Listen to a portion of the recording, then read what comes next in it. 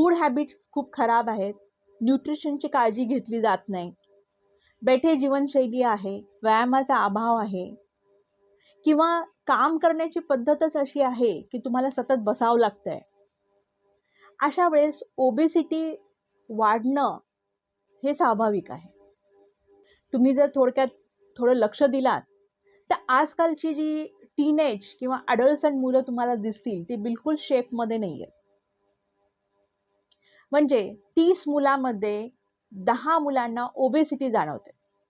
लहानपणापासूनच त्यांच्यावर अति साखर आणि अति मीठ ह्याचा इतका मारा होतो की त्यांना तरुण वयामध्ये येईपर्यंत कॅन्सरला बळी पडू शकतं.